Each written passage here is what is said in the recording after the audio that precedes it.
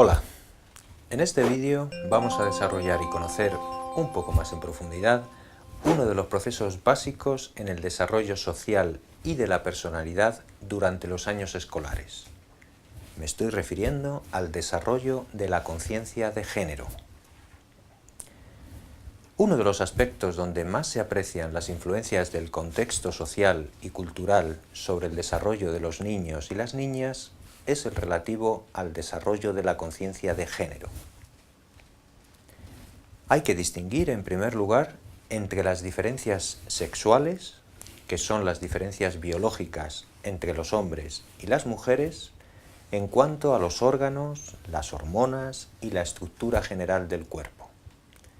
Y en segundo lugar, las diferencias de género, que son las diferencias impuestas por la cultura referidas a los diferentes roles y comportamientos de los hombres y las mujeres.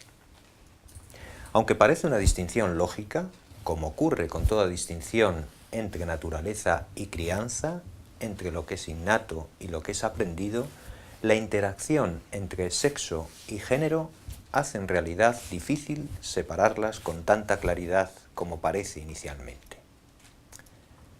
Paradójicamente, cuando las diferencias sexuales verdaderas son mucho menos evidentes en la infancia que en la vida adulta, las diferencias de género parecen ser más significativas para los niños y las niñas que para los adultos. Así, los niños de 2 años saben si son niños o niñas y también puede distinguirlo entre los padres y los adultos. Alrededor de los 3 años aproximadamente, los niños y niñas adquieren una comprensión rudimentaria de que esas diferencias son estables y que el hecho de ser hombre y mujer es para toda la vida, aunque por supuesto pueden producirse excepciones en los casos de transexualidad o cambio de género y sexo. En torno a los 4 años, los niños manifiestan habitualmente que ciertos juguetes, por ejemplo muñecas, por ejemplo pistolas, y ciertos roles, como enfermera o soldado, parecen más apropiados para un sexo y no para otro.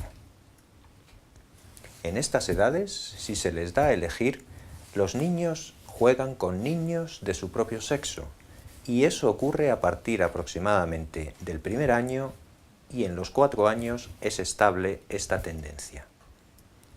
A medida que maduran, se vuelven más selectivos y exclusivos en cuanto a las relaciones con los niños de su propio sexo. Pero durante los años del juego, los niños confunden género con sexo y no son conscientes de las diferencias que la cultura y la socialización imponen a esta distinción. Es decir, consideran que es algo natural y que no hay ninguna influencia de factores culturales. Las teorías al respecto no son coincidentes y explican las diferencias de género de formas muy distintas. En las respuestas al origen de las diferencias de género se pueden encontrar 2 grandes enfoques que resumen las principales teorías.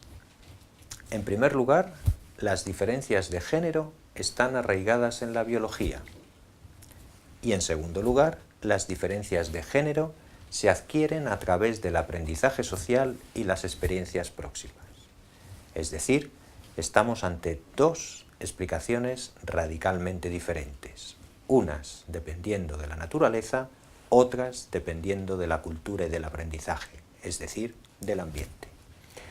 La defensa de las primeras, de la posición biológica, es propia de la teoría psicoanalítica, la desarrollada por Freud y sus seguidores, y de la teoría epigenética, mientras que la segunda de las opciones, la defendida por el conductismo, la teoría cognitiva y la teoría sociocultural, hacen hincapié fundamentalmente en las influencias del aprendizaje, del contexto social y de la cultura.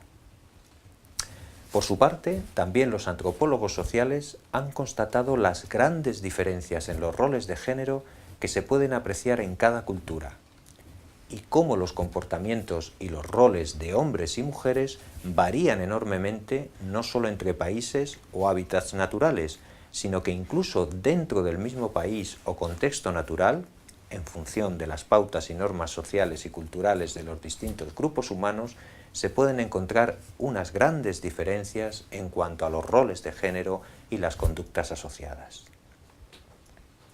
Tenemos que decir y subrayar que la conducta humana es plástica. Luego, el aprendizaje es fundamental en la adquisición de actitudes, modelos de conducta, roles sociales, etc. Las diferencias biológicas son evidentes entre hombres y mujeres, pero muchas de las diferenciaciones de género son sociales y culturales en su adquisición y mantenimiento. Podemos afirmar que cada familia, cada sociedad y cada cultura valoran, transmiten, modelan y refuerzan pautas que enfatizan o reducen las diferencias de género. Por eso, las sociedades, las culturas y los individuos extraen conclusiones muy contradictorias acerca de las prácticas cotidianas relativas al sexo y al género, lo que demuestra que esas diferencias son aprendidas, transmitidas y fomentadas o no por una determinada cultura. No obstante, la dificultad de encontrar explicaciones completas al origen de las diferencias de género, lo que sí es importante y me parece fundamental subrayar es que dichas diferencias no pueden justificar en ningún caso las desigualdades u oportunidades de educación o de trabajo de los niños y las niñas ni de los adultos. Tampoco pueden justificar las desigualdades en el ejercicio de derechos o libertades de hombres y de mujeres. Tampoco pueden justificar las diferencias de trato o de consideración del valor de la vida de niños y niñas, ni tampoco pueden justificar las formas de acoso, maltrato o violencia que conllevan las diferencias de género. Niñas y niños, hombres y mujeres, somos diferentes, pero en todos estos aspectos que hemos mencionado somos iguales. Espero que la explicación de este concepto de las diferencias de género le haya resultado de utilidad, porque es muy importante para la transmisión de valores, de pautas, de conducta y de actitudes de los docentes con los niños en el proceso educativo. Muchas gracias y buen trabajo.